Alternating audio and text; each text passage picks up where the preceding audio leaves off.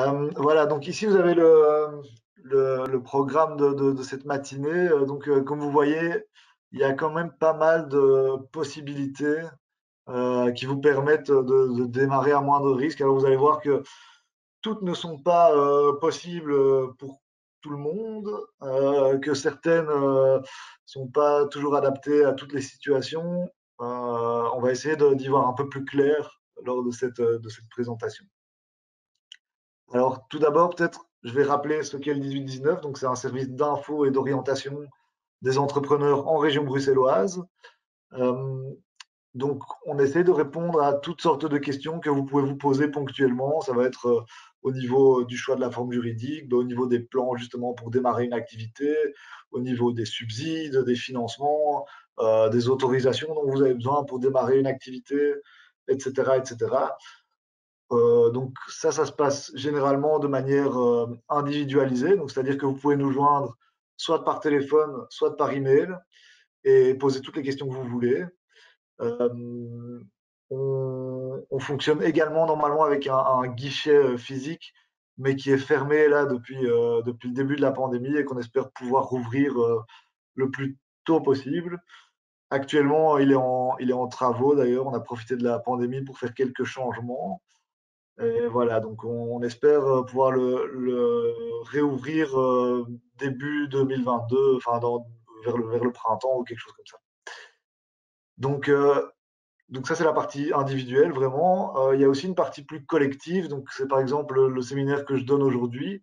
On en donne d'autres, notamment un séminaire qu'on donne toutes les 2 semaines qui s'appelle les 10 clés pour réussir son projet d'entreprise, où on parle de toute une série de choses qui vont vous aider aussi dans le lancement de votre projet. Euh, à côté de ça, on a aussi d'autres ateliers qu'on organise avec des présentateurs externes qui interviennent sur différents thèmes. Donc, on a notamment des comptables qui viennent faire des séances pour expliquer le b.a.-ba de la comptabilité, avec une possibilité pour vous, après la séance, d'avoir un rendez-vous individuel avec le comptable pour poser certaines questions qui pourraient vous venir à l'esprit après tout ça. Et puis, on organise de la même façon, on organise des rendez-vous juridiques. Donc, possibilité pour vous de rencontrer un juriste pour poser vos questions euh, et aller un peu plus loin dans les questions que vous vous posez. Donc, ce genre d'événements, vous les retrouverez tous sur notre site dans la rubrique événements. Et on organise aussi des semaines thématiques, par exemple sur la communication, sur le financement, sur différents thèmes qui peuvent être utiles aux entrepreneurs. Et là, on essaye vraiment de creuser une thématique pendant une semaine. Voilà. Et alors, on a un site internet qui est quand même assez bien fourni en informations. Si vous allez dessus, peut-être que vous avez déjà été dessus d'ailleurs, il y a une rubrique qui s'appelle Guide, dans laquelle vous pouvez vraiment retrouver toutes les étapes de vie de l'entreprise, donc le démarrage, le développement, la fin, tout ce qui est obligation, etc. Et donc là, il y a vraiment pas mal d'infos qui peuvent déjà être intéressantes pour vous, quelle que soit votre situation. Évidemment, on reste dispo par téléphone, par mail pour répondre à vos questions. Je tiens juste à préciser peut-être que actuellement, avec toutes les primes Covid etc., on a un peu de mal à vider la boîte mail rapidement. Donc, si vous avez la possibilité, n'hésitez pas à plutôt nous appeler. Vous aurez une réponse plus rapide. Voilà, donc ça c'est pour notre service. Peut-être juste une dernière précision, on ne fait pas de l'accompagnement, quoi. Donc on est vraiment plus un service de contact ponctuel. Après, vous pouvez nous contacter autant que vous voulez, mais on ne va pas vous aider dans la réalisation de business plan, par exemple, ou dans l'introduction de demandes de financement, etc. Il y a d'autres organismes qui sont là pour ça. Voilà, donc en fait, j'ai déjà passé en revue ces points-là. Peut-être mentionner qu'on a une newsletter qui paraît toutes les 2 semaines, à laquelle vous pouvez vous inscrire via notre site web. Et alors, cette newsletter, il y a à chaque fois 3 articles de fond sur l'actualité ou sur des sujets sur lesquels on nous pose beaucoup de questions. Et puis, alors, vous avez aussi quelques brèves et un aperçu de notre agenda pour les semaines à venir. Sur l'agenda qui se trouve sur notre site, on reprend aussi les événements de nos partenaires. Donc, c'est vraiment pas limité à ce qu'on fait nous. On essaye d'être exhaustif sur ce qui se passe en région bruxelloise. Alors, je dis pas qu'il y a 100% des événements qui se font, mais on a quand même un bon nombre d'événements, de workshops, etc. Donc, n'hésitez pas à aller voir. Voilà, le site, j'en ai parlé aussi. Et on va rentrer maintenant dans le cœur du sujet. Alors, peut-être juste avant de présenter les plans en eux-mêmes, je voulais voir avec vous ce que ça implique d'être indépendant et donc ouais, expliquer en quelques mots ce que ça recouvre en fait le statut d'indépendant. Alors, tout d'abord, en fait, le statut d'indépendant, en une phrase, ça va être une manière de facturer vos prestations de services ou vos ventes de produits de manière légale et en fait de, de créer votre propre activité, de créer votre propre emploi, en fait, tout en étant dans la légalité. Pour démarrer une activité indépendante, tout d'abord, il faut être majeur. Pour l'énorme majorité des activités, il faut avoir ce qu'on appelle l'accès à la gestion, donc les compétences de gestion de base. En deux mots, les compétences de gestion de base, vous pouvez les avoir via n'importe quel diplôme d'études supérieures ou certains diplômes d'études secondaires, principalement les diplômes à orientation de gestion. Donc en général, ça va être pas l'enseignement général, mais plutôt l'enseignement technique ou qualifiant. Et alors, vous pouvez aussi passer un examen auprès du jury central de la région bruxelloise pour obtenir la gestion si vous n'avez pas les documents requis. Et là, il y a plein de possibilités pour préparer cet examen, soit étudier un syllabus, soit prendre des cours. Et alors là, ça peut aller des cours de 2 semaines à 6 mois, voire 1 an ou deux. Donc il y a vraiment plein de possibilités différentes. Dernière chose, il y a également moyen de se faire prêter la gestion par certaines personnes de votre entourage qui pourraient l'avoir et qui seraient prêts à être responsables de la gestion de votre entreprise, quoi. Alors, dans certains cas, il faut avoir accès à la profession. Donc là, c'est vraiment des professions bien spécifiques. Ça va être par exemple euh, dans une bonne partie de ce qui est restauration, euh, tout ce qui est garage, réparation de véhicules. Ça va être aussi tout ce qui est les métiers du bâtiment, par exemple, ou bien l'esthétique. Donc voilà, il y a toute une série de professions qui requièrent cet accès. Dans les secteurs dont je viens de vous parler, il y a parfois certaines exceptions aussi qui permettent de ne pas avoir besoin de cet accès. Donc ça vaut toujours la peine de nous appeler par rapport à votre situation particulière, quoi. Et puis alors, en dehors de l'accès à la profession, il peut aussi y avoir d'autres autorisations qui sont nécessaires, comme par exemple pour les agences de voyage, pour les agences de titre-service. Euh, voilà, il y a plusieurs autres professions qui nécessitent des autorisations, qui vont pas être un accès à la profession, mais qui vont demander une démarche administrative, en fait, quoi. Il y a également la carte professionnelle, éventuellement. Donc, la carte professionnelle, c'est une carte qui vous permet de travailler dans l'espace public, sur les marchés, par exemple. Euh, voilà. Et puis, évidemment, il y a une condition qui est plus, des conditions qui sont plus personnelles, subjectives. C'est tout ce qui est motivation, passion, adéquation avec le projet. Donc là, il faut savoir qu'en général, pour la plupart des activités, devenir indépendant ou en tout cas créer son propre emploi, ça va être, ça va consommer une bonne partie de votre temps et donc c'est important d'être à l'aise avec ça et de savoir que ça va être une bonne partie de votre vie de développer votre activité indépendante. Donc voilà. Donc ça, c'est les conditions de base pour devenir indépendant.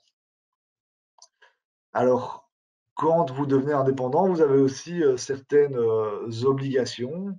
Et donc, parmi ces obligations, il y a le paiement de cotisations sociales. Donc, les cotisations sociales, c'est votre couverture sociale. C'est une façon de vous protéger en cas de coup dur. C'est une façon de cotiser pour, par exemple, la pension, pour votre assurance santé, pour des éventuels congés de maternité, de parentalité, de paternité. Euh, voilà, donc ça va vraiment couvrir toute une série de choses. C'est aussi, par exemple, pour le droit passerelle. Donc, comme vous le savez, par exemple, avec le Covid, il y a certaines activités qui ont dû fermer. Pendant qu'elles fermaient, eh ben, ils avaient une sorte un peu un équivalent au chômage qui s'appelle chez les indépendants le droit passerelle et qui permet donc d'avoir un revenu garanti lorsque vous arrêtez votre activité. Donc, ça s'applique à cette situation de pandémie de Covid, mais le droit passerelle existait déjà auparavant et donc c'est un, c'est un outil que vous pouvez utiliser à d'autres moments qu'en cas de pandémie, quoi. Enfin voilà, c'est tout ça pour dire que les cotisations sociales euh, vont avoir une certaine utilité pour vous et vous cotisez pas dans le vent, quoi. Vous cotisez vraiment pour avoir accès à toute une série de services. Donc, les cotisations sociales, ça va être 20,5% de vos revenus nets. Quand je parle de revenus nets, c'est l'ensemble des revenus que vous avez obtenus grâce à votre activité, desquels vous pouvez déduire tous les frais professionnels que vous avez faits pendant l'année, quoi. Donc ça se calcule sur une année fiscale. Donc c'est tous les revenus de votre année moins tous les frais professionnels. Mais quand vous êtes indépendant à titre principal, vous avez des cotisations sociales minimum à payer et elles sont de plus ou moins 750 € par trimestre. Donc ça veut dire que par année, vous allez devoir cotiser au moins 3 000 € plus ou moins de cotisations sociales qui vont être déduites de votre revenu, quoi. Donc, comme je disais, vous les payez de manière provisoire au début de chaque trimestre de l'année. Donc, en janvier, en avril, en juillet, en octobre, vous payez des cotisations sociales. Euh, Elles vont être de 750 € à la base. Si vous savez que vous allez gagner un revenu qui va devoir générer des cotisations supérieures à 750 €, vous pouvez demander à votre secrétariat social de cotiser plus directement parce que la régularisation va se faire au moment où votre déclaration d'impôt sera analysée par le fisc, c'est-à-dire longtemps après l'année sur laquelle vous devez payer vos cotisations sociales, quoi. Donc, par exemple, pour 2020, vous avez dû rentrer vos déclarations d'impôt en juillet 2021. Pour les indépendants, ça peut aller jusqu'à un peu plus tard. Et donc, le temps que le SPF analyse ses déclarations d'impôt, ben, ça se fait fin 2021 ou dans le courant 2022, quoi. Ça peut aller jusqu'à moitié 2022, donc jusqu'à 1 an et demi après l'année de référence, quoi.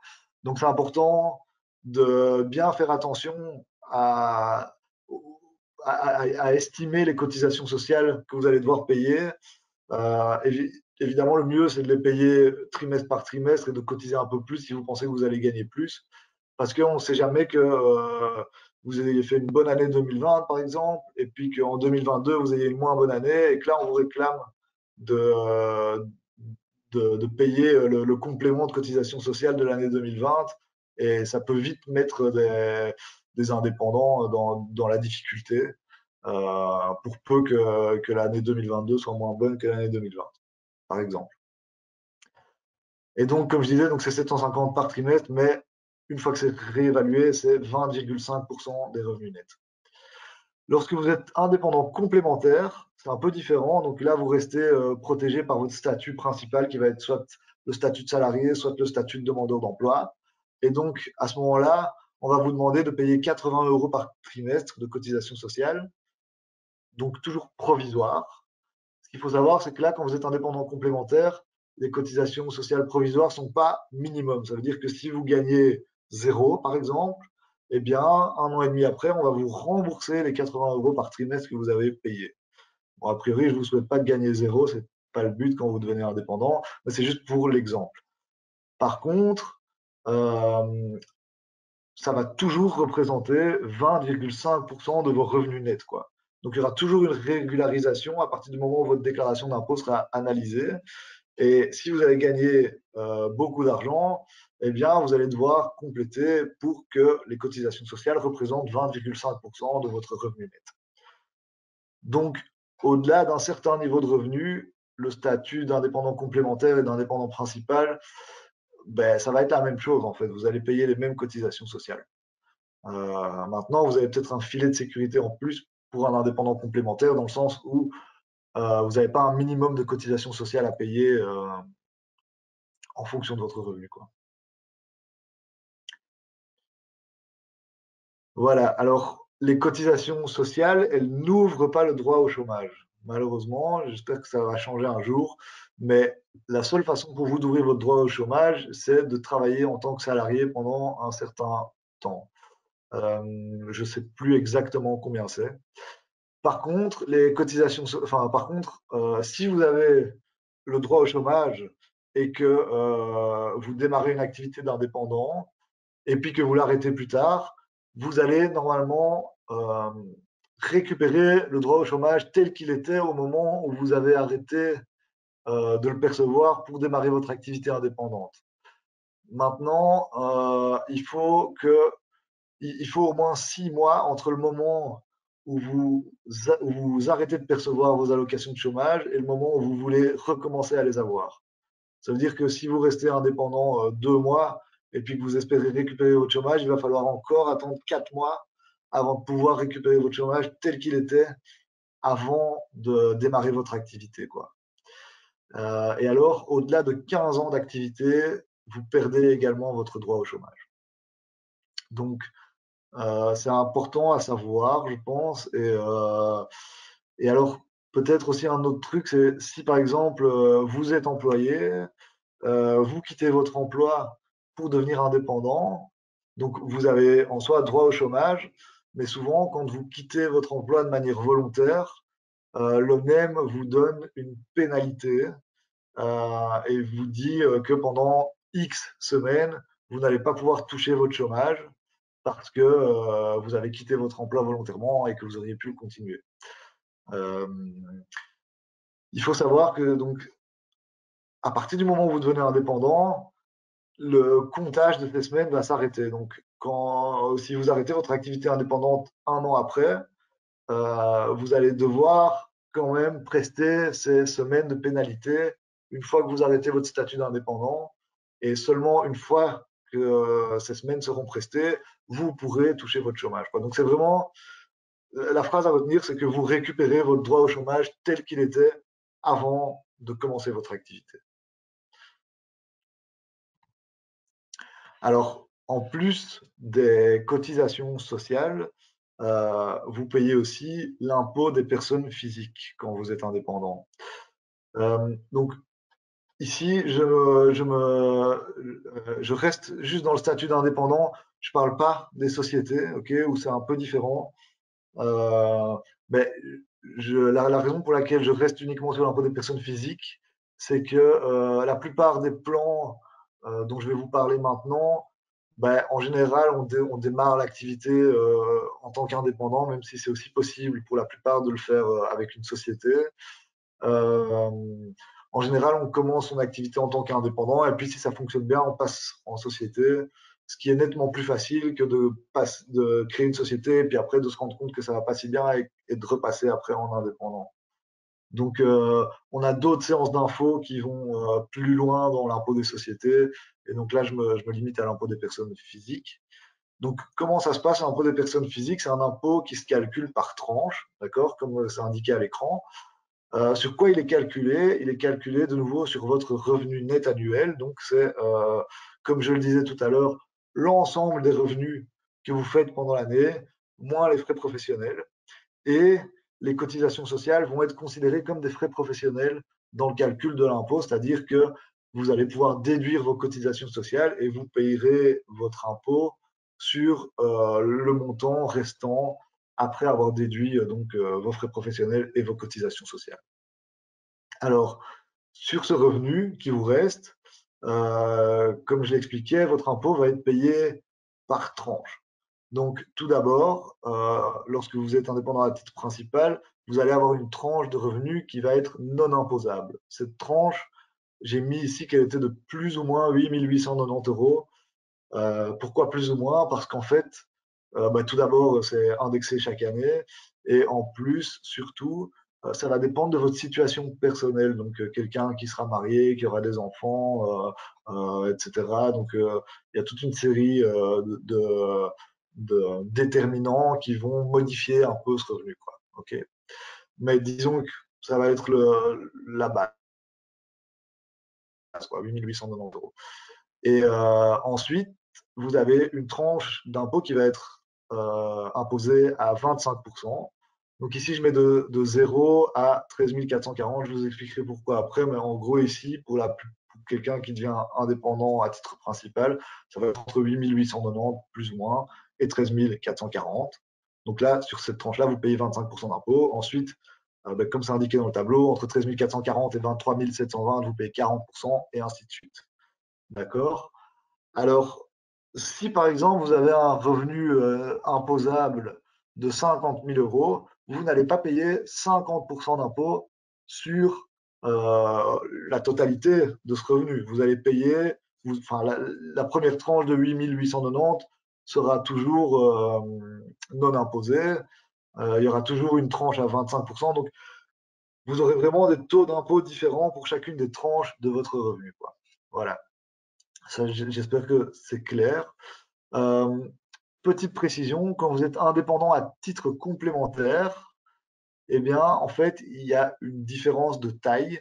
C'est que vous allez être taxé toujours via ce même fonctionnement par tranche, mais on va devoir prendre en compte le salaire net que vous touchez en tant qu'employé ou le revenu que vous touchez en tant que chômeur, le revenu net toujours, et vous allez être imposé à partir de la tranche qui correspond à votre revenu net annuel. Donc, par exemple, quelqu'un qui touche 13 440 euros, pour faire simple, de revenu net en tant que salarié ou en tant que chômeur, eh bien, les premiers euros qu'il va gagner en tant qu'indépendant vont être taxés à 40%.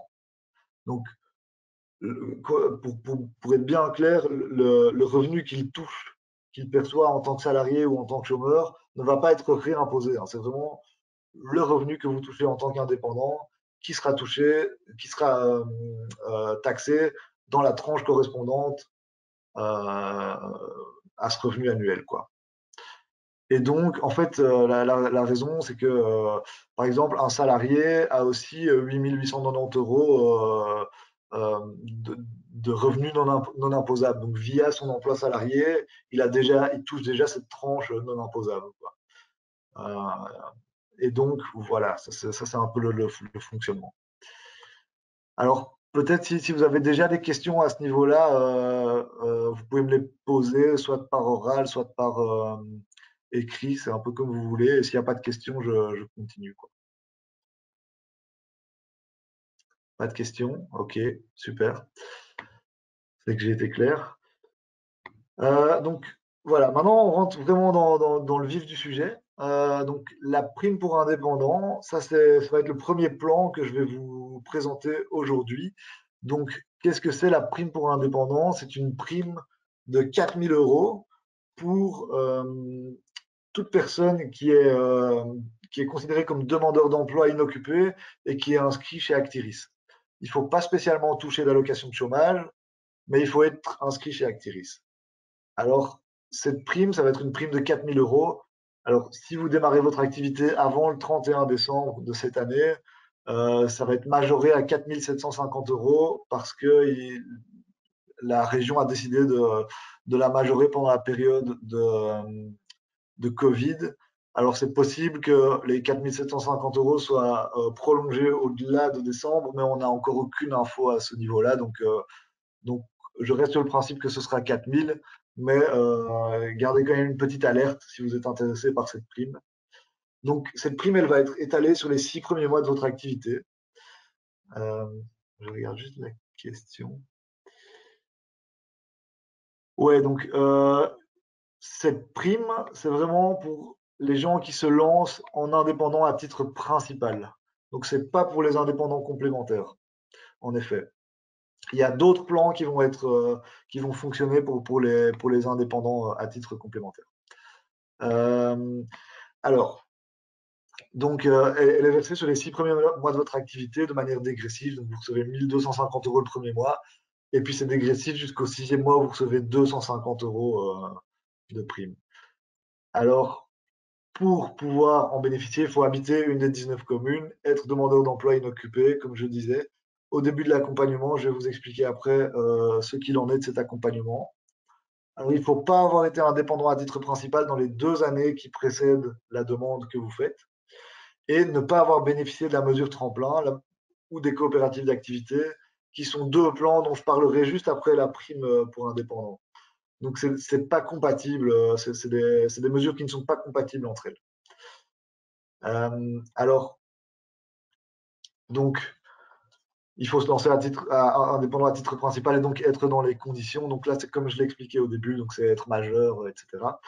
Euh, juste pour info, toute petite parenthèse, toutes ces infos, ce PowerPoint, je vous le transmettrai après la séance.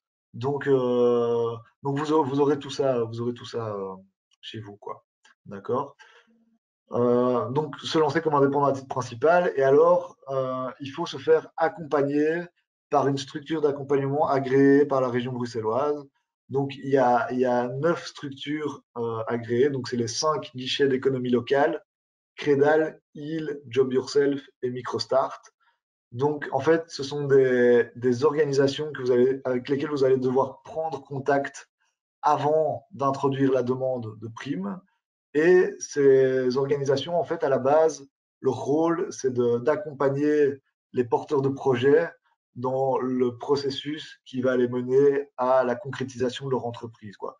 Donc, ils vont faire avec vous business plan, plan financier, éventuellement, ils vont vous aider pour l'étude de marché, pour l'introduction de demandes de financement.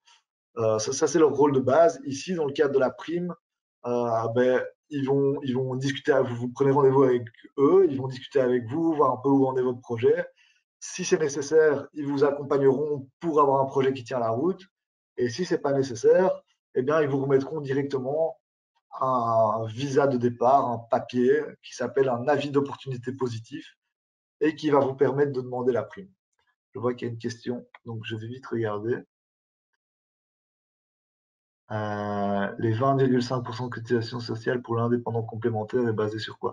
Donc, pour les cotisations sociales, 20,5%, c'est du revenu annuel net. Donc, quand vous avez une activité, vous allez gagner de l'argent tout au long de l'année via le service ou le produit que vous vendez. Et ben, vous prenez l'ensemble de tous les revenus que vous avez gagnés sur l'année. De cet ensemble, vous retirez tous les frais professionnels que vous avez faits, d'accord? Donc, frais d'essence, frais de téléphone, achat de matériel, etc. Enfin, tous les frais professionnels que vous avez faits. Et sur ce qui reste, sur le montant qui reste, eh bien, vous payez 20,5% de cotisation sociale. Ça, c'est les cotisations sociales définitives. Et avant, en fait, donc ici la question elle est pour l'indépendant complémentaire. Ce qu'on va vous demander au cours de l'année, c'est de payer 80 euros plus ou moins de cotisation sociale trimestrielle provisoire. Donc je dis provisoire parce qu'après, une fois que votre déclaration d'impôt sera analysée par le fisc, ce sera réévalué de la manière que je viens d'expliquer. D'accord? J'espère que c'est clair et du coup je repasse à la prime. Donc, comme je vous disais, l'organisme d'accompagnement va vous proposer, va vous donner un avis d'opportunité positif une fois que votre projet sera considéré comme viable. Alors, une fois que vous avez cet avis d'opportunité positif, vous avez une période de 3 mois pour changer de statut et prendre le statut d'indépendant à titre principal. Donc, vous pouvez commencer à faire les démarches vous devez devenir indépendant après avoir obtenu l'avis d'opportunité positif. Si vous voulez, c'est possible de déjà commencer les démarches, mais en soi, ça va assez vite de devenir indépendant. Ça peut être fait en 24 ou 48 heures. Donc, l'idéal, c'est vraiment d'avoir votre avis d'opportunité positif. Ensuite, vous prenez votre statut d'indépendant à titre principal. Et une fois que vous avez concrétisé tout ça, vous pouvez introduire votre demande auprès d'Actiris. Et donc, vous leur remettez l'avis d'opportunité positif, la preuve que vous êtes indépendant à titre principal. Et là, Actiris vous répond dans les 20 jours et vous dit, OK, vous pouvez recevoir la prime. A priori, dans tous les cas, vous allez pouvoir la recevoir si vous avez bien l'avis d'opportunité positif et si vous êtes indépendant à titre principal et que vous avez eu votre statut dans les 3 mois qui suivent la date qui est marquée sur l'avis d'opportunité positive, quoi. Et donc là, vous allez être payé, quoi. Ici, j'ai mis, si la réponse est positive, le premier paiement arrive dans les 2 mois maximum après la prise du statut indépendant. Normalement, Actiris va plus vite, ok. Donc, ils sont quand même relativement réactifs pour cette prime. 2 mois, ça va être vraiment le maximum, quoi. Donc, ils ont 20 jours ouvrables pour vous répondre, et puis après, le temps de débloquer la première tranche de la prime, ça peut aller jusque 2 mois, mais vous inquiétez pas, a priori, ce sera fait avant, quoi. Mais bon, c'est quand même important parce que ça veut dire qu'à partir du moment où vous prenez un statut d'indépendant à titre principal, vous perdez votre statut de demandeur d'emploi. Et donc, pour ceux qui ont des allocations de chômage, vous perdez vos allocations de chômage. Donc, il faut pouvoir prévoir le coût et se dire qu'il va falloir que vous viviez sans la prime pendant les premiers jours ou les premières semaines plutôt de votre activité en tant qu'indépendant à titre principal. Donc, je regarde vite, je vois qu'il y a une question. Donc ici, pour bénéficier de la prime pour indépendant, il faut habiter dans l'une des 19 communes, quoi. Donc, le fait d'être inscrit chez Actiris n'est pas suffisant, même si, donc, si vous êtes en Wallonie, vous n'allez pas pouvoir bénéficier de la prime. Mais par contre, en Wallonie, il y a d'autres plans qui existent, dont je ne vais pas parler parce que je ne les connais pas et parce que ce n'est pas l'objet ici de la présentation. Mais renseignez-vous, il y a un équivalent au 18-19 en Wallonie qui s'appelle le 18-90. Et il y a un plan qui s'appelle, si je ne m'abuse, le plan Airbag, dont je ne peux pas vous dire grand-chose, à vrai dire. Voilà, donc ici, il y a un petit schéma qui résume le fonctionnement de cette prime. Donc, vous prenez contact avec une structure d'accompagnement. Cette structure va vous accompagner ou pas en fonction de l'état d'avancement de votre projet. Une fois qu'elle estime que votre projet est viable, donc ça peut être le premier jour comme au bout de 6 mois, elle vous remet un avis d'opportunité positif. À partir de ce moment-là, dès que vous avez ce document, vous avez 3 mois maximum pour, pour vous inscrire en tant qu'indépendant et faire la demande de prime auprès d'Actiris.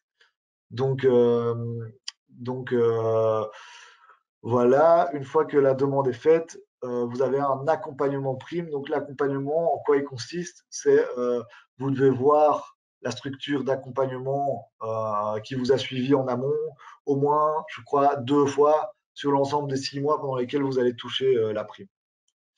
Alors, je vois que j'ai encore une question. Si on déménage en région wallonne, la prime existe-t-elle toujours au moment où on fait la demande ou on est domicilié en région bruxelloise? C'est une bonne question. À mon avis, la prime s'arrêtera au moment où vous changez, où vous déménagez. Maintenant, ça, je ne peux pas le garantir. C'est une excellente question. Euh, mais je ne pense pas que Actiris vous payera la prime alors que vous êtes en région wallonne, que vous habitez en région wallonne, vu que c'est une des conditions. Donc, à mon avis, ce qui risque de se passer, c'est que vous allez recevoir, vous allez toucher les premiers mois de la prime. Et à partir du moment où vous déménagerez, vous ne toucherez plus la prime. Mais peut-être vérifier ça auprès d'Actiris. Voilà. Par ailleurs, si votre activité s'arrête dans le courant des 6 premiers mois durant lesquels vous touchez la prime, vous n'allez pas devoir rembourser l'argent que vous avez touché jusque-là. Par contre, vous ne toucherez pas les mois que vous n'avez pas encore touchés, durant lesquels vous n'aurez plus d'activité indépendante.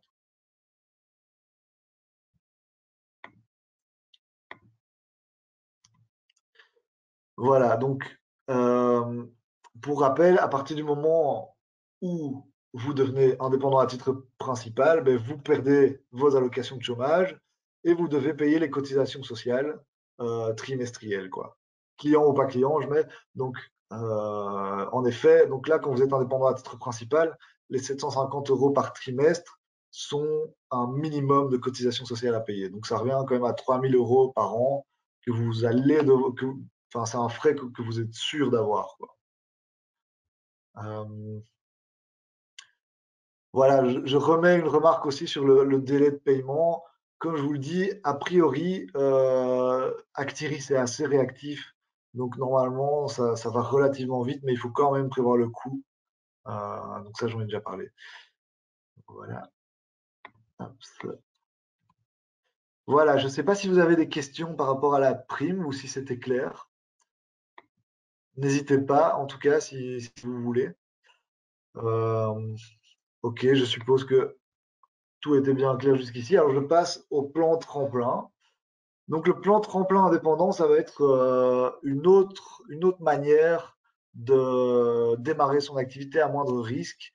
Ça va être un système assez différent. C'est un système qui est fédéral, donc là, que vous soyez en Wallonie, en Flandre ou à Bruxelles, peu importe, vous pouvez bénéficier du tremplin pour indépendant. Alors, qu'est-ce que c'est le tremplin? C'est la possibilité pour un chômeur complet, donc quelqu'un qui est demandeur d'emploi et qui touche des allocations de chômage, de démarrer une activité complémentaire tout en conservant vos allocations de chômage telles qu'elles fonctionnent actuellement. Et donc, la dégressivité ne va pas s'arrêter pendant les 12 mois durant lesquels vous allez être sous le plan tremplin.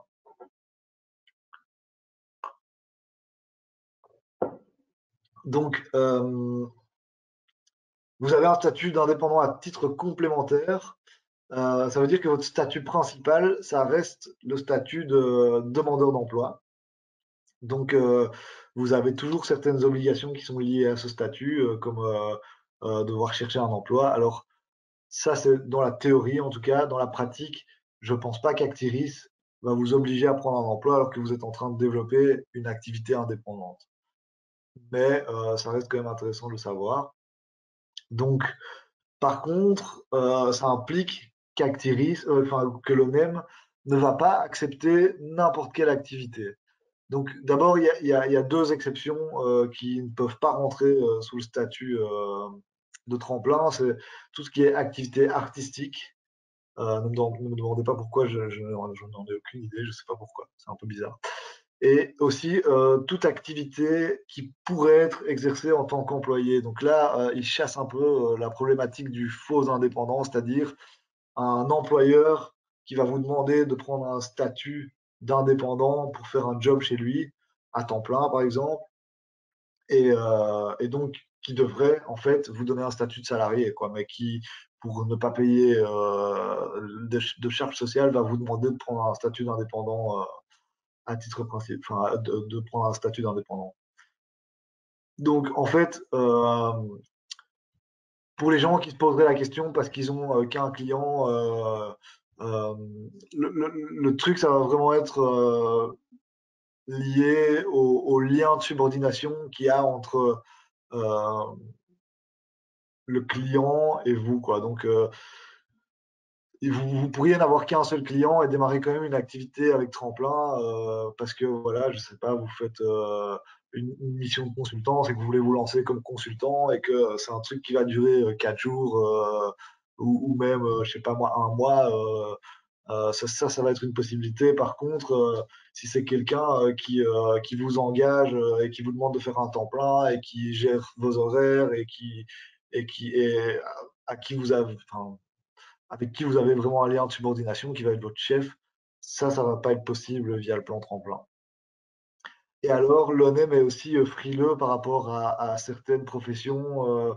Par exemple, quelqu'un qui veut démarrer un commerce et, euh, et qui donc va être dans son magasin tous les jours de 10h à 18h, eh ben, le NEM va estimer que c'est pas une activité d'indépendant complémentaire, mais que ça, c'est vraiment à titre principal, vu que vous y passez toute votre journée, et donc il pourrait refuser ça.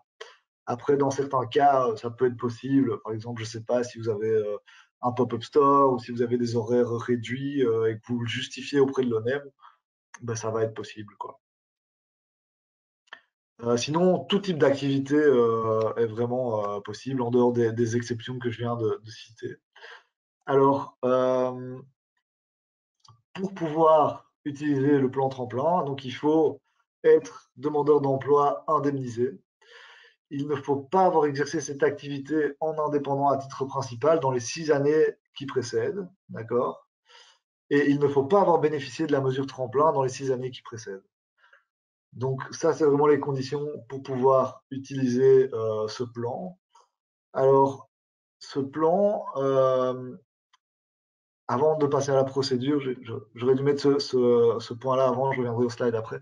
Donc, il y a un point d'attention qui est relativement important, c'est que vous avez droit à un montant journalier maximum qui est pour 2021 de 14,84 € net que vous pouvez gagner par jour, quoi.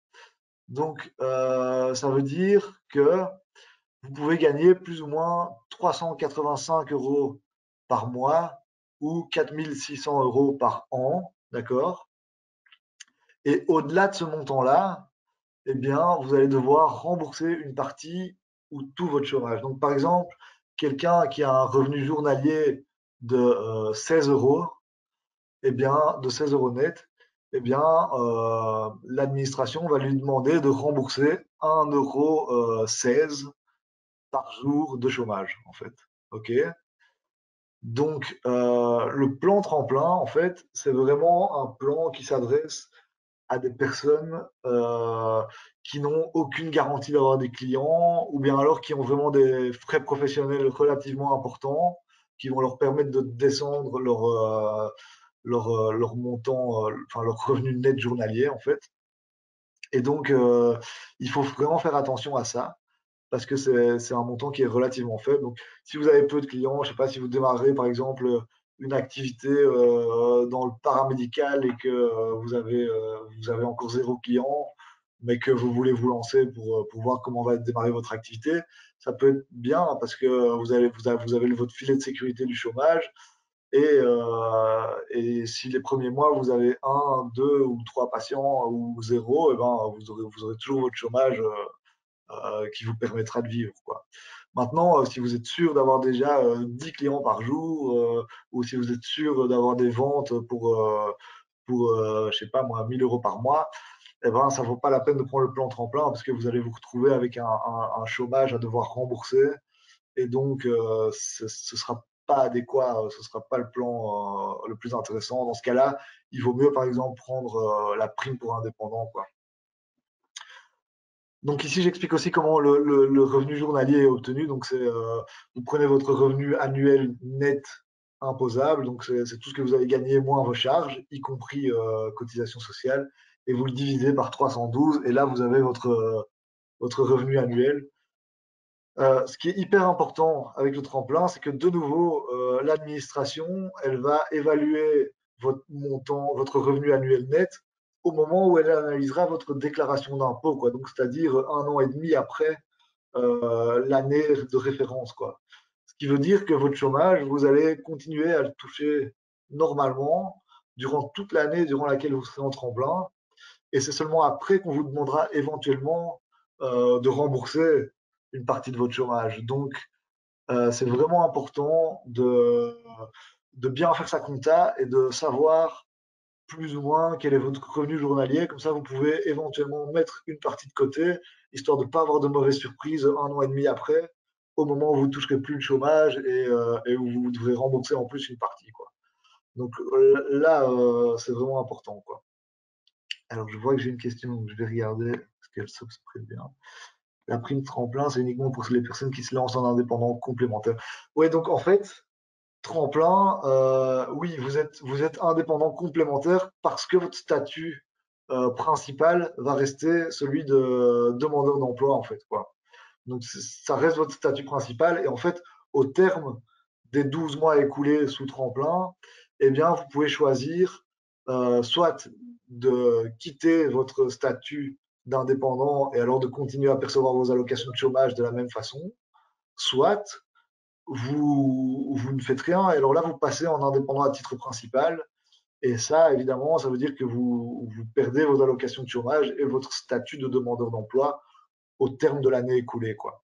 Donc, c'est aussi important de bien faire gaffe à ça parce que si vous voulez arrêter votre activité au terme de l'année, il faut que vous le fassiez avant d'arriver à la fin des 12 mois parce que sinon, vous allez être automatiquement requalifié en indépendant à titre principal et du coup, perdre vos allocations de chômage. Et pour peu que vous vouliez arrêter votre activité, là, on va retomber dans la situation où vous devez attendre 6 mois avant de pouvoir récupérer votre chômage, vu que vous êtes devenu indépendant à titre principal, quoi. Donc, c'est important, si vous voulez ne pas continuer après le tremplin, d'arrêter votre activité juste avant le terme des 12 mois pour être sûr de ne pas être requalifié en indépendant à titre principal et de perdre vos allocations de chômage. Voilà, donc ça c'est vraiment important. Et alors, un autre truc qui est important, c'est que le revenu journalier dont je parle, il va être calculé sur base de l'année fiscale en cours, quoi. Donc, quand je dis 385 euros par mois ou 4600 euros par an, ça va vraiment dépendre du moment où vous commencez votre plan tremplin, quoi. Donc, par exemple, admettons que vous commencez le 1er janvier votre tremplin. Donc là, votre tremplin, il va s'étaler vraiment sur l'année fiscale complète, quoi. Il ne sera pas à cheval sur 2 années fiscales. Ça veut dire que là, vous pouvez vraiment vous dire, ah, je peux gagner 4600 euros sur l'année, d'accord? Et ça veut dire que vous pouvez gagner 3000 euros en janvier et puis presque plus rien gagner jusqu'en décembre. Mais ça fera toujours 4600 sur l'année. Parce que quand on va diviser le nombre total de jours par 312, eh ben, on arrivera au montant de 14,84, quoi. Par contre, si vous commencez par exemple le 1er juillet, donc c'est-à-dire à la moitié de l'année, eh bien, le calcul va se faire au prorata de l'année complète, quoi. Comme votre tremplin va être à cheval sur 2 années fiscales, eh bien, en comptant que vous commencez pile à la moitié de l'année, vous n'allez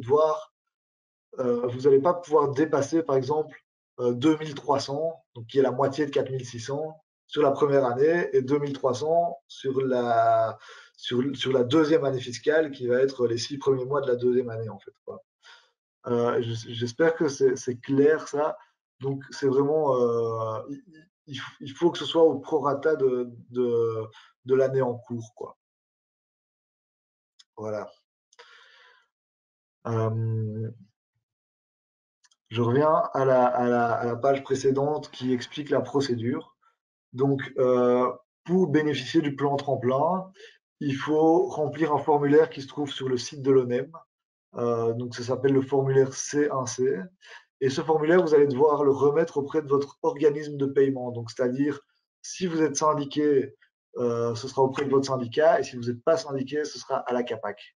D'accord? L'ONEM a 40 jours pour vous répondre. Et si c'est OK, vous pouvez vous inscrire comme indépendant complémentaire, quoi. Et donc là, vous aurez des cotisations sociales à payer, mais en tant qu'indépendant complémentaire. Donc, c'est-à-dire que par trimestre, on vous demandera 80 euros. Et ça, c'est provisoire, comme je le disais. Et donc, ce sera réévalué en fonction de votre revenu net annuel réel, quoi, une fois que votre déclaration d'impôt sera analysée par le fisc. Et donc, comme je le disais tout à l'heure, une fois que les 12 mois sont terminés, soit de vous vous lancer comme principal, soit de vous arrêter votre activité. Donc, vous restez demandeur d'emploi indemnisé pendant toute la durée du tremplin, d'accord? Donc, ça veut dire que vous avez toujours votre chômage, comme je le disais. Voilà. Donc, au niveau des cotisations sociales, si vous gagnez moins de 1500 euros sur l'année, vous resterez au niveau des cotisations sociales provisoires, donc c'est-à-dire 80 euros par trimestre. Mais alors, si vous montez au-delà, eh bien, vous allez devoir payer la différence pour que vos cotisations arrivent à 20,5% de votre revenu réel, quoi.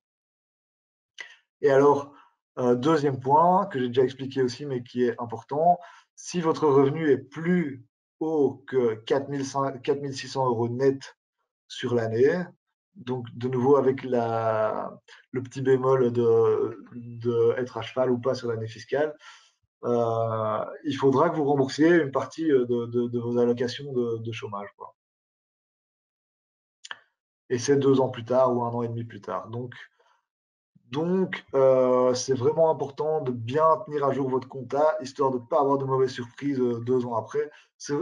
Le plan tremplin, c'est un plan qui est très chouette, mais c'est vraiment, c'est vraiment pour une catégorie de projets qui est vraiment dans le doute par rapport au niveau des revenus perçus en début d'activité, quoi.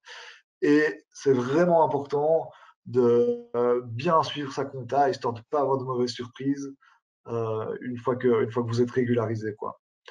Donc, vous n'avez aucune obligation de vous faire accompagner, comme avec la prime pour indépendants, mais par contre, vous avez le droit de vous faire accompagner.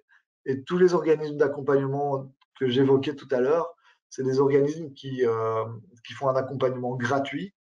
Et donc, si vous le désirez, si vous avez peur de vous lancer sous tremplin et de ne pas arriver à gérer tout ça, n'hésitez pas à faire appel à l'un de ces organismes qui pourra vous aider, en fait, quoi. Voilà pour le plan tremplin. Là, on a vu vraiment les deux plus gros plans, je pense. Donc, on est déjà bien avancé. Il nous reste une demi-heure, donc on est bon au niveau timing. Si vous avez des questions par rapport au tremplin, par rapport à la prime indépendant ou même par rapport au statut d'indépendant, n'hésitez pas. Bonjour Pierre, Bonjour. vous m'entendez? Alessandro ici. Donc, j'avais une petite question. Moi, c'est vraiment par rapport au statut d'indépendant complémentaire. Ouais, Pour ok. l'instant, je suis demandeur d'emploi auprès d'Actiris, mais en préavis non presté. Si demain je veux devenir indépendant complémentaire et en partant du principe que tous mes documents pour pouvoir avoir le statut sont en ordre, donc j'imagine gestion de base sur base du diplôme et des choses comme ça. Il Ouais. faut combien de temps plus ou moins pour obtenir le statut? Ça se fait en quelques jours, en quelques semaines? Ouais, alors ça peut être très rapide. En fait, donc si vous avez en tout cas l'accès à la gestion et l'accès à la profession si c'est nécessaire, ça va vraiment être rapide. Donc le premier truc à faire, c'est d'ouvrir un compte en banque professionnelle. Et une fois que ça c'est fait, enfin ça peut être un personnel, mais disons sur lequel vous avez des dépenses, enfin pas vos dépenses privées, mais vos dépenses professionnelles, quoi. Et D'accord. alors, une fois que ça c'est fait, ben, vous allez au guichet d'entreprise et là, c'est presque instantané, quoi. En 24 heures, 48 heures max, vous avez votre numéro d'entreprise et vous pouvez commencer à facturer, quoi. Ok, D'accord? magnifique. Super, merci Alors, beaucoup. si vous êtes en préavis, ça veut dire que vous avez toujours un statut de salarié aujourd'hui, quoi. Et donc, vous pouvez devenir indépendant complémentaire toujours à votre statut principal qui est celui de salarié. Mais si vous voulez le garder au-delà de la fin de votre préavis, il faut qu'il y ait enfin, il faut qu'il y ait au moins 3 mois durant lesquels vous êtes à la fois salarié et complémentaire, quoi. D'accord. Ou alors, ou alors, vous pouvez faire directement la demande auprès de Tremplin pour transformer votre statut de complémentaire en tremplin. Et alors là, le faire bien à l'avance, histoire d'être sûr que vous ne soyez pas requalifié d'indépendant à titre principal avant d'avoir obtenu la réponse de tremplin et, enfin, et au moment où votre préavis s'arrête, quoi. Ok, et donc bien à l'avance, donc là on parlait de 3 mois. Ouais, 3 mois, en fait, c'est pour. En fait, donc le statut d'indépendant complémentaire, quand vous êtes au chômage, il y a deux types.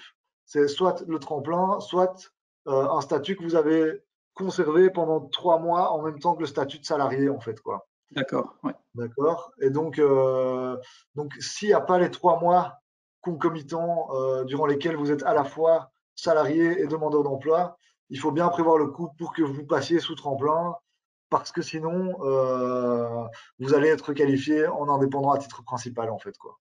Ok, c'est bien noté, merci Ça va? beaucoup. Avec plaisir. Alors, je vois qu'ici, j'ai une autre question. Existe-t-il d'autres aides financières au lancement d'une activité d'indépendant à titre principal, du genre aide pour les formations à suivre?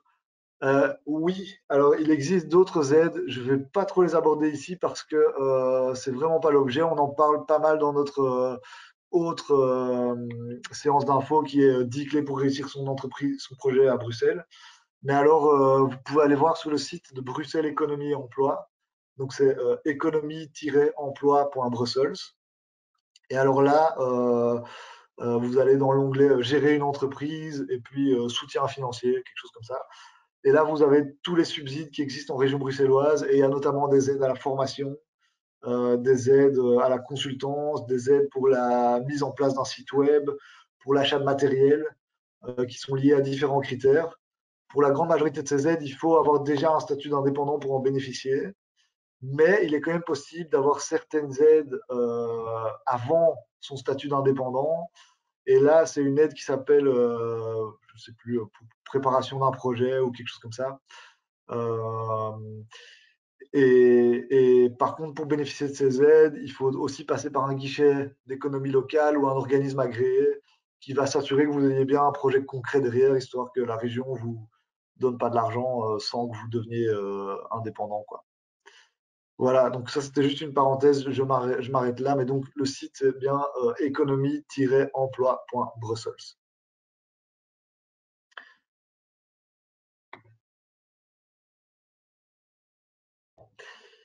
Voilà, si tout le monde est là, je propose qu'on reprenne.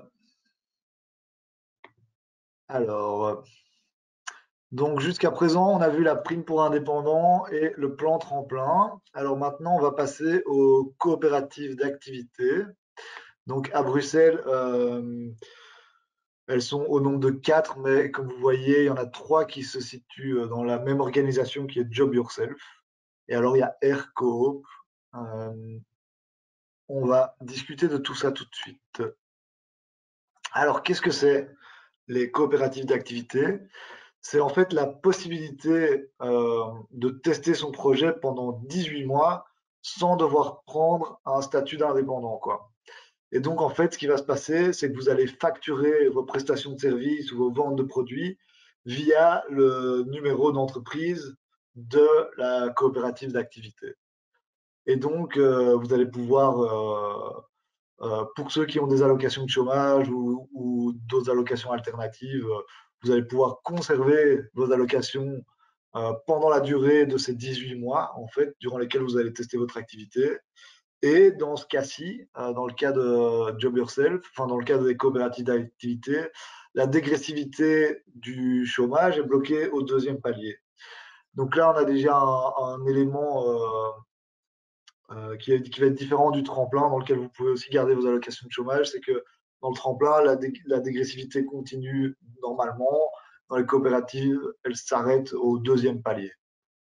Alors, bon, évidemment, une autre différence majeure entre le tremplin et les coopératives d'activité, c'est que dans le tremplin, vous allez prendre un statut d'indépendant à titre complémentaire, et dans les coopératives d'activité, vous n'allez pas prendre de statut d'indépendant euh, du tout, quoi, que ce soit à titre complémentaire ou principal.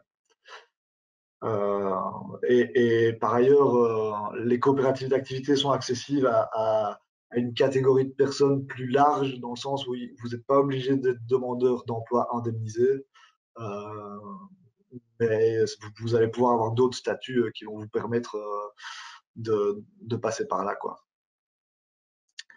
Donc parce que tremplin, c'est vraiment donc si par exemple vous êtes au CPAS ou si vous touchez des allocations, je sais pas de maladie ou quoi que ce soit, que vous êtes à la mutuelle par exemple, vous n'allez pas pouvoir faire le tremplin. Ici avec Job Yourself, enfin, avec les coopératives d'activité, pardon, ça va être une possibilité. Donc euh, avant de pouvoir facturer votre service ou vos produits euh, via les coopératives d'activité, il va y avoir une phase de préparation et de mise au point de votre projet. Et donc, vous allez être accompagné par la structure que vous allez contacter. Euh, et cette structure va vous accompagner en amont de la facturation et aussi pendant les 18 mois durant lesquels vous allez facturer, quoi. Donc, vous allez vraiment être suivi tout au long du parcours, quoi. Euh, pour pouvoir bénéficier de cette de ces services. Donc, il faut habiter Bruxelles ou vouloir y lancer son activité. Alors ça, c'est pour les coopératives d'activité dont je parle ici, mais il y a des services équivalents en Wallonie et je pense en Flandre aussi. En Wallonie, il y a par exemple CréaJob, je crois. Je crois qu'il y en a d'autres, mais je ne les connais pas bien. Donc, je vois qu'il y a une question, donc je vais vite la regarder déjà. Est-ce que c'est 18 mois obligatoire? Donc ça, c'est la question. Non, vous pouvez sortir du parcours quand vous le désirez. Et d'ailleurs, ça, c'est valable aussi pour Tremplin. Si après 3 mois, vous estimez que vous pouvez vous lancer à titre principal, vous pouvez le faire. Ou si vous vous dites que c'est pas ça que vous voulez, vous pouvez aussi arrêter euh, plus tôt que prévu, quoi. Donc ça, c'est toujours une possibilité. Par contre, c'est jamais possible de faire plus. Euh, Alors, si la profession que vous voulez exercer nécessite un accès à la profession, il va falloir l'avoir. Par contre, l'accès à la gestion n'est pas nécessaire au moment où vous commencez le tremplin.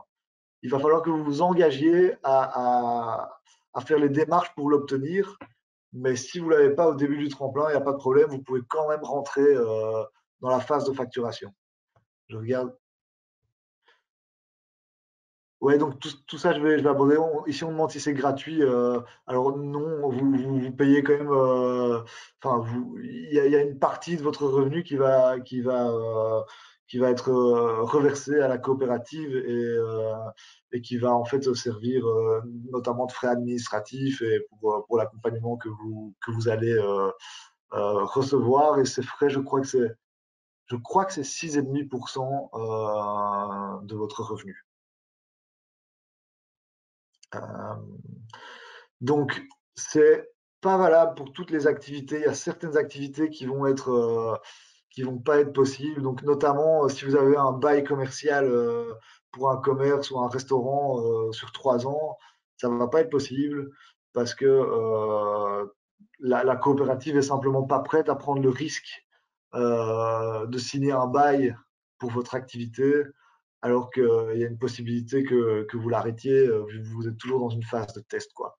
Par contre, si vous avez un local que vous pouvez louer de manière ponctuelle ou bien un pop-up store, là, ça va être possible.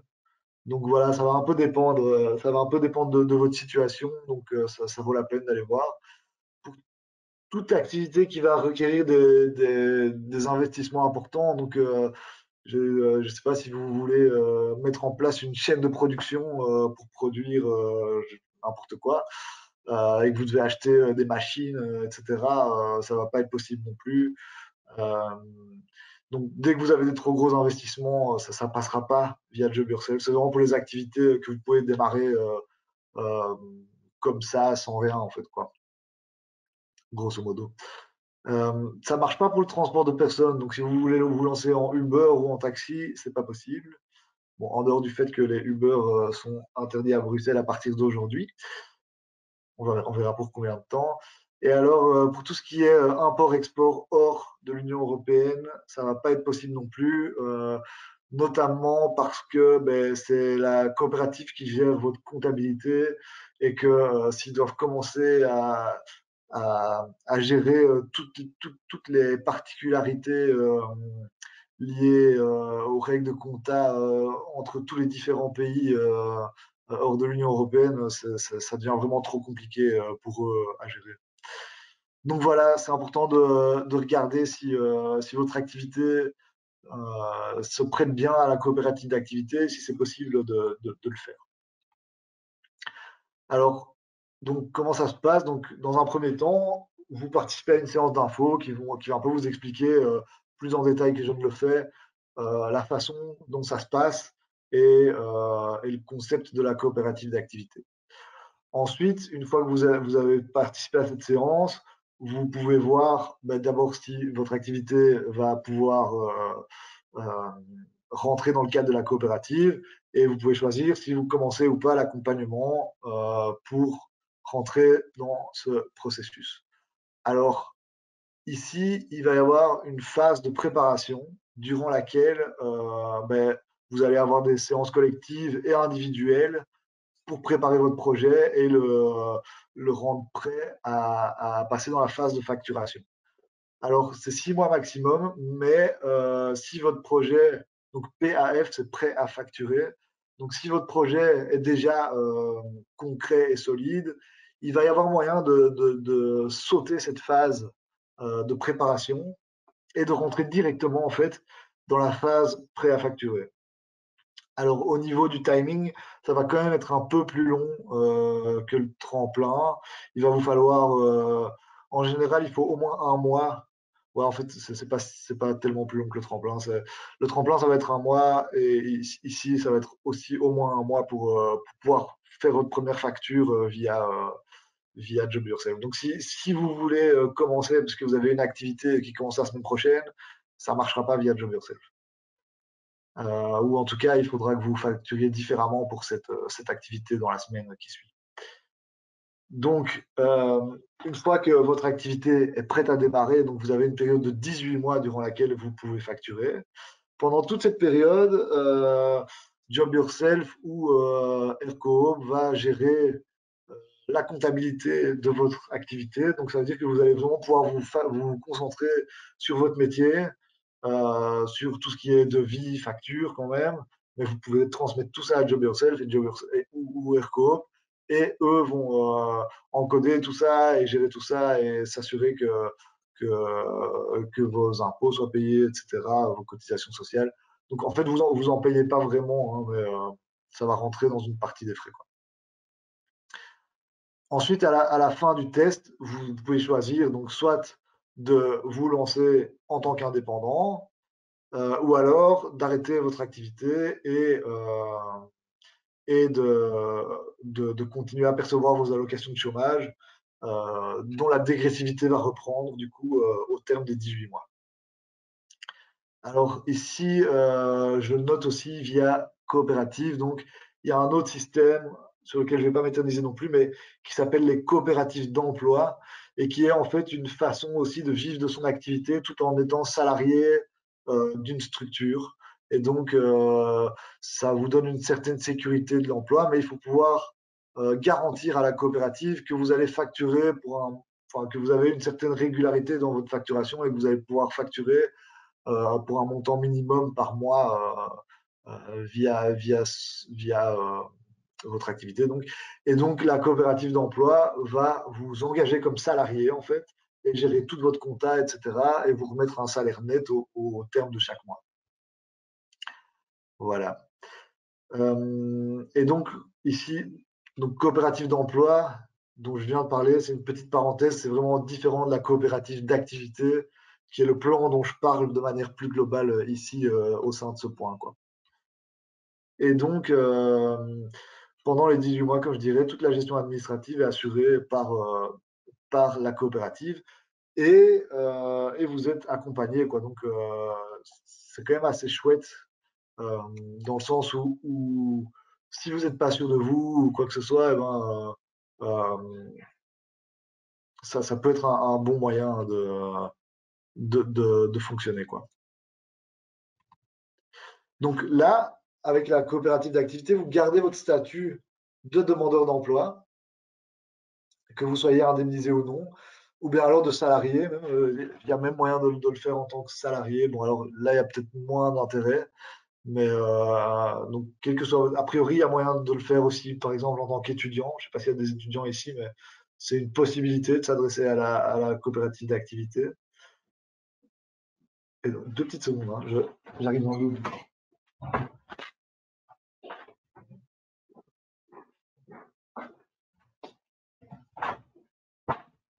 Voilà, excusez-moi. Je suis chez moi et donc j'avais un petit appel, mais on oublie. Voilà, donc vous gardez donc votre statut principal, quoi. Et alors, il n'y a pas de cotisation sociale à payer. Ouais. Donc, ce que j'ai dit tout à l'heure en parlant de cotisation sociale, c'était pas vrai. Il n'y a pas de cotisation sociale à payer. Vous gardez votre statut tel qu'il est, quoi. Et donc, ce qui va se passer avec l'argent que vous allez gagner durant tous ces 18 mois, en tout cas si vous restez 18 mois dans la coopérative, eh bien, c'est qu'il va être, donc vous allez facturer à vos clients vont payer sur le compte de la coopérative. Et alors là, a priori, il va rester sur le compte de la coopérative. Donc vous vivez avec votre, euh, votre chômage, par exemple. Euh, Vous allez quand même toucher une partie, enfin, je crois que vous avez quand même une rémunération par mois qui est prévue par rapport à l'argent que vous gagnez. Et alors, vous allez aussi pouvoir utiliser cet argent pour tous les achats professionnels que vous voulez faire. Et alors, à la fin de vos 18 mois au sein de la coopérative, vous allez soit prendre le statut d'indépendant et alors on va vous reverser l'argent en tant que revenu indépendant, soit vous n'allez pas prendre de statut indépendant et alors là, on va passer par des autres mécanismes de salariat en CDD comme la Smart par exemple, dont je parlerai après. Donc, en fait, il y a une collaboration qui est faite entre Job Yourself, par exemple, et la Smart pour pouvoir reverser l'argent aux participants. Et alors, je dis, normalement, c'est bloqué durant tout le long des 18 mois. Il y a quand même moyen de sortir l'argent à certains moments en accord avec la personne qui vous accompagnera durant tout le temps de la coopérative, quoi. Donc, euh, Donc voilà, ça c'est un peu le concept. Je ne sais pas si c'est clair pour vous, si vous avez des questions par rapport. Peut-être ce que je peux préciser, c'est qu'il y a différentes coopératives d'activités et donc en fait elles vont être toutes liées à des types d'activités différentes, quoi. Donc AirCoop, par exemple, c'est une coopérative d'activités pour tout ce qui est métier de l'esthétique et du bien-être, coiffure, massage, etc. Et alors, ils ont quand même une spécificité, c'est qu'ils ont un salon de coiffure et d'esthétique qui peuvent mettre à votre disposition si vous le désirez, quoi. Donc c'est possible d'avoir un lieu dans lequel vous exercez votre activité que Airco va vous prêter et va vous mettre à disposition. Ensuite, il y a Job Yourself. Donc ça va être la coopérative qui va regrouper c'est un peu la coopérative fourre-tout. Donc elle a deux filières spécifiques qui sont Job Yourself Baticrea. Ça va être pour tous les métiers de la construction ou alors par exemple du maraîchage ou de l'agriculture urbaine. Et puis après, il y a la partie Reload Yourself qui est pour tout ce qui est reprise d'activité. Donc, pour tout ce qui est transmission d'entreprise, en fait. Donc, si vous reprenez une activité d'une autre entreprise existante, vous pouvez passer par une coopérative d'activité pour fonctionner. Et alors, il y a la coquille Job Yourself qui regroupe ces deux filières-là et également qui vous permettra de lancer tout type d'activité dans tout secteur, en fait. Mis à part les secteurs dont j'ai dit qu'ils étaient exclus, vous allez pouvoir passer par Job Yourself pour tout ce qui reste, quoi. Alors, je vois une question ici. Au niveau de l'IPP, pendant ces 18 mois maximum, comment est-on imposé en tant qu'allocataire sur les allocations, mais sur les autres montants perçus au sein de la coopérative? Donc, en fait, ouais, je vais éclaircir ça. Donc, en fait, vous n'êtes pas imposé dans l'IPP, vous ne payez pas de cotisation sociale sur l'argent que vous gagnez.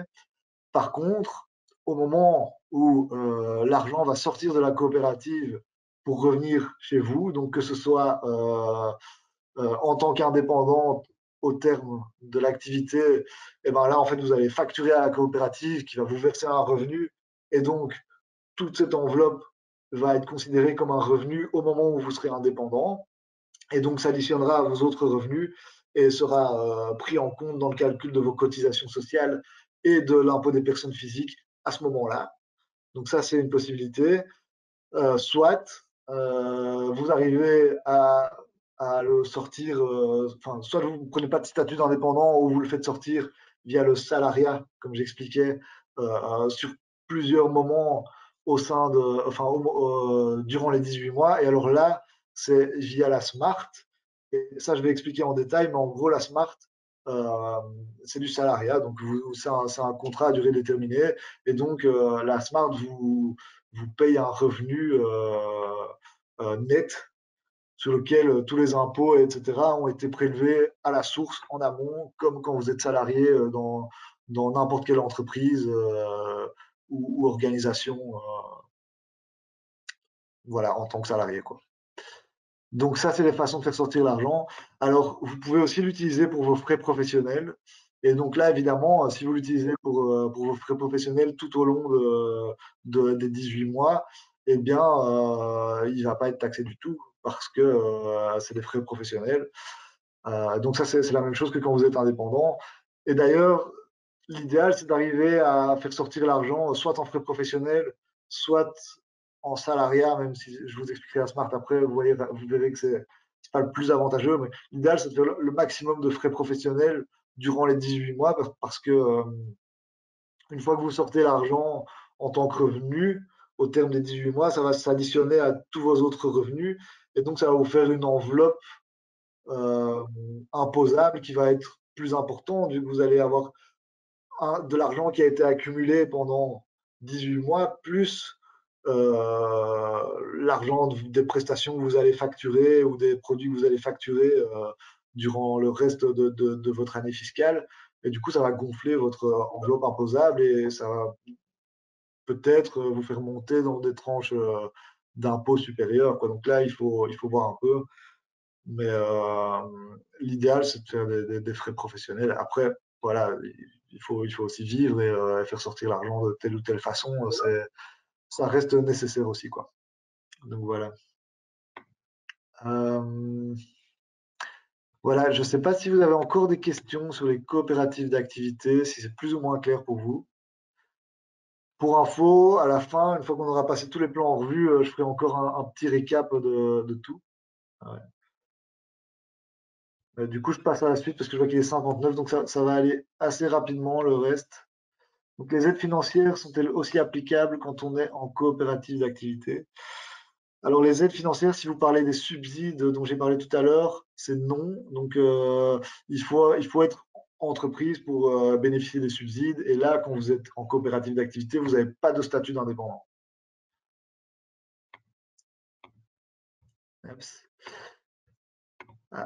Alors, maintenant, ça c'est tout ce qui est organisation de payrolling. Donc, c'est des façons de Smart et Ten2. Donc, ce sont des organisations qui vont vous permettre de facturer des prestations de services ou des ventes de produits sur des courtes périodes en vous faisant salarier par ces organisations, quoi. Donc, en fait, vous allez pouvoir facturer des contrats isolés avec un intermédiaire qui va être la Smart ou Ten2, quoi. Donc, cet organisme va être l'intermédiaire entre votre client et vous. Donc, ce qui va se passer là, c'est que ça va être en fait un contrat à durée déterminée. Donc, vous allez devenir salarié de la Smart ou salarié de Ten2 pour la durée du contrat. Alors, ça marche aussi avec la vente de produits, même si vous vendez sur un marché, vous aurez plein de clients différents, etc. Donc, c'est pas Smart qui va facturer à votre client. Là, vous allez percevoir l'argent. Mais grosso modo, le mécanisme va être le même. L'organisme en question, donc la Smart ou Ten2, il y a aussi Merveille d'ailleurs, je le signale, euh, vont vous faire un contrat à durée déterminée pour ces jours. Et donc, vous allez percevoir un salaire net. Et ces organismes vont prélever en amont du paiement qu'ils vont vous faire, du salaire qu'ils vont vous verser, ils vont prélever tout ce qui est cotisation patronale, impôts, etc. Et ils vont aussi prendre un pourcentage qui est plus ou moins le même que Job Yourself. Je ne me souviens plus exactement, mais je crois que c'est 6,5. Je crois que c'est 6,5. Donc, en gros, ce qui est pas mal avec ce système, c'est que vous pouvez l'utiliser pour des one-shots, par exemple. Donc, quand vous avez une prestation de service ou des trucs très irréguliers, quoi. Une prestation de service que vous faites tous les 3 mois ou 5 fois sur l'année, comme ça, à des moments différents, eh bien, vous pouvez passer par là et ça va vous permettre de fonctionner de manière légale, en fait, sans devoir prendre de statut d'indépendant ou de devoir faire des démarches exagérées pour, pour faire ça, quoi. Alors, c'est accessible à tout le monde, donc il y a pas besoin d'avoir un statut particulier. Vous pouvez être salarié, vous pouvez être demandeur d'emploi, vous pouvez être au chômage ou non, vous pouvez être à la mutuelle ou non. Donc, vous pouvez être étudiant, il y a vraiment aucun critère de statut. Vous n'avez pas besoin d'avoir d'accès à la gestion, mais bien un accès à la profession. Et par contre, ça ne fonctionne pas pour tout ce qui a des bails commerciaux, évidemment, vu que c'est censé être pour des activités de courte durée. Euh, Un des avantages, c'est que vous n'avez pas à vous soucier de tout ce qui est impôts, etc. Vous allez vous retrouver avec un salaire net dans la poche. Un des gros avantages également, c'est que la Smart va vous payer d'office, que le client vous paye, enfin, paye la Smart ou non, quoi. Donc ça va être à la Smart de courir après le client pour obtenir la rémunération. Vous, une fois que vous avez mis en place le contrat, la Smart vous paye d'office, quoi. Donc ça, c'est aussi assez confortable. Après, en général, vous vous retrouvez avec un montant qui est de plus ou moins 50% de ce que vous avez facturé. D'accord. euh, donc voilà, c'est un peu la même chose que le salariat, en fait. Après, enfin, ouais, c'est quand même intéressant, en tout cas pour toute une série d'activités. Maintenant, je pense sincèrement que à partir du moment où vous pouvez facturer de manière régulière, ou bien si vous avez vraiment le projet de vous lancer comme indépendant, il y a peut-être une des autres solutions citées au préalable qui va être plus adaptée. Euh, mais la Smart reste quand même une alternative qui peut être intéressante pour plein de gens, quoi. Donc voilà, donc comment ça se passe? Donc il faut, participer à une séance d'info, et puis ensuite, vous vous inscrivez auprès de la Smart ou auprès de Ten2, et vous inscrivez les clients que vous allez avoir. Donc là, de nouveau, si vous faites des marchés, par exemple, et que vous avez des clients voilà, qui ne sont pas des entreprises ou qui ne sont pas déterminés comme ça va pas être exactement le même fonctionnement, mais ça va être possible aussi de fonctionner via la Smart. Donc, il n'y a pas de limite dans le temps. Vous pouvez le faire autant de temps que vous voulez. Et alors, si vous touchez des allocations de chômage, il faut savoir que vous n'allez pas être payé pour les jours durant lesquels vous avez presté via la Smart, quoi.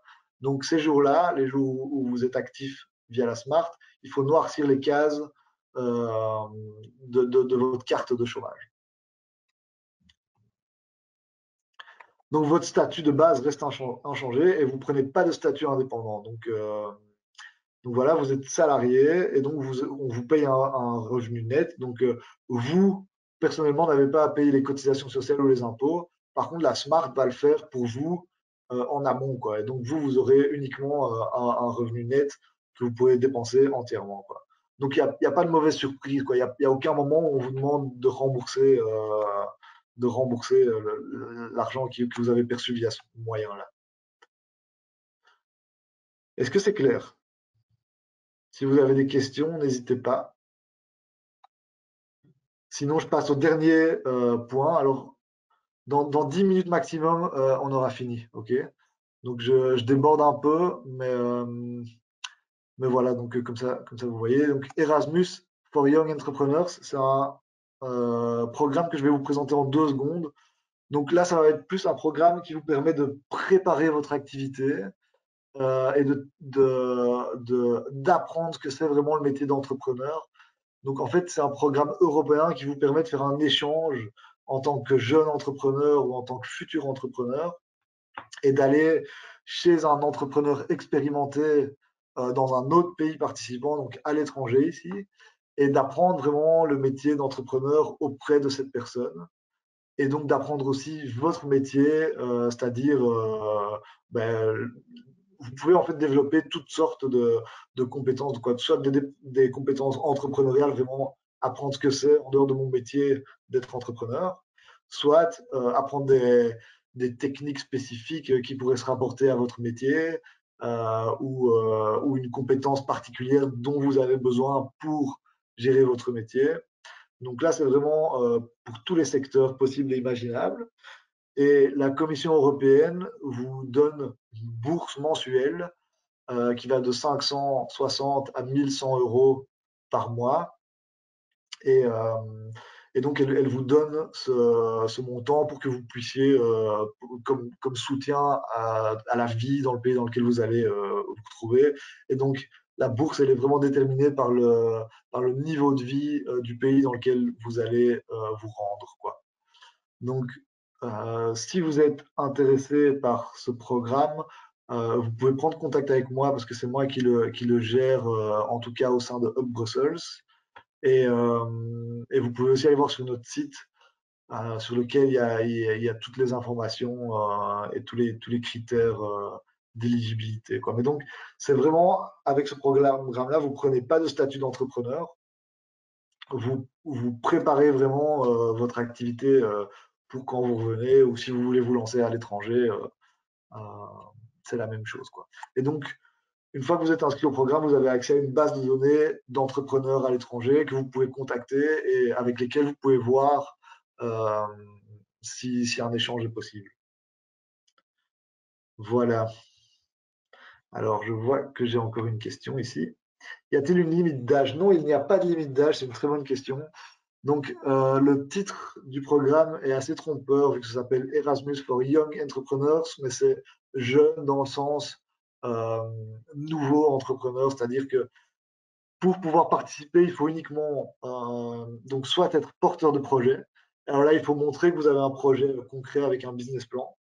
Soit il faut avoir déjà une entreprise, donc vous pouvez déjà être indépendant depuis moins de 3 ans. Alors là, vous restez dans les conditions pour partir. Mais il n'y a aucune limite d'âge. Voilà, alors on a maintenant vu toutes les possibilités de primes qui s'offrent à nous. Donc ici, il y a un petit tableau récapitulatif avec la prime pour indépendants, donc c'est prime de 4 000 euros pour les demandeurs d'emploi bruxellois pour devenir, je regarde juste ici si c'est une question sur Erasmus. Oui, donc je ne sais pas si c'est ouais, si c'est pour Erasmus, donc vous pouvez avoir le statut que vous voulez, en fait, vous pouvez être demandeur d'emploi et si vous touchez des allocations de chômage, vous pouvez même combiner les allocations de chômage et la bourse Erasmus. Et vous pouvez être salarié. Donc, ça se passe sur une durée de 1 à 6 mois. Et cette durée, elle peut même être étalée dans le temps. Donc, ça veut dire que vous pouvez faire un mois et puis revenir en Belgique et puis refaire un mois plus tard. Et il faut que ça s'étale sur une durée maximum de 1 an. Mais donc, par exemple, si vous êtes salarié et que vous voulez le faire pendant vos vacances, vous pouvez aller 4 fois une semaine ou 2 fois un mois. Ou bien si vous êtes étudiant, vous pouvez faire juillet-août et les vacances de Pâques. Enfin, voilà, donc il y a plusieurs possibilités, mais il faut que le séjour dure minimum 1 mois au total et maximum 6 mois au total et qu'il s'étale sur une période de maximum 1 an. Alors, euh, donc, est-ce qu'il faut vous faire accompagner pour chacun de ces plans? Donc, pour la prime, oui, c'est obligatoire, il faut vous faire accompagner. Pour le tremplin, non, vous n'êtes pas obligé de vous faire accompagner, mais n'hésitez pas à le faire, d'autant plus que il y a un montant maximum que vous pouvez gagner par jour. Il faut faire bien attention à ne pas le dépasser. Donc, vous pouvez vous faire aider pour ça. Prenez un comptable, faites appel à un organisme d'accompagnement. Les coopératives d'activité, oui, là, vous devez vous faire accompagner par la coopérative. Smart, j'ai mis parfois, en fait, vous devez quand même être suivi par la Smart, mais il n'y a pas d'accompagnement obligatoire en fait. Et alors, I, c'est Erasmus for Young Entrepreneurs. Et là, non, vous ne devez pas vous faire accompagner, mais vous pouvez nous demander de l'aide pour la préparation de votre projet. Alors, quel statut vous avez avec ces différentes primes? Donc, avec la prime pour indépendant, vous devenez indépendant à titre principal. Et donc, par conséquent, vous perdez vos allocations de chômage et votre statut de demandeur d'emploi si vous aviez des allocations de chômage, évidemment. Le tremplin, donc là, c'est uniquement pour les demandeurs d'emploi qui touchent des allocations de chômage. Et là, donc vous gardez votre statut principal de demandeur d'emploi indemnisé et vous prenez en plus un statut d'indépendant à titre complémentaire. Les coopératives d'activité, c'est accessible à presque tout le monde. Donc là, le critère, ça va vraiment être le type d'activité que vous faites. Pour la Smart, vous pouvez aussi avoir toutes sortes de statuts. C'est vraiment pour des activités ponctuelles. Alors pour Erasmus, vous pouvez avoir aussi toutes sortes de statuts, comme je viens de le dire. Est-ce que vous allez devoir payer des cotisations sociales ou non? Donc là, ça va toujours être lié au statut que vous avez en fait. Donc si vous êtes indépendant, oui. Si vous n'êtes pas indépendant, non. Mais donc pour la prime, c'est oui. Et là, comme vous êtes à titre principal, ça va être 750 € minimum par trimestre. Pour le tremplin, ça va être oui aussi. Mais comme vous êtes à titre complémentaire, ça va être 80 € par trimestre minimum. Enfin, pas minimum, pardon. Ça va être 80 € par trimestre provisoire et puis revu en fonction de votre revenu annuel net. Pour les coopératives, non, vous ne payez pas de cotisation sociale. Pour la Smart non plus.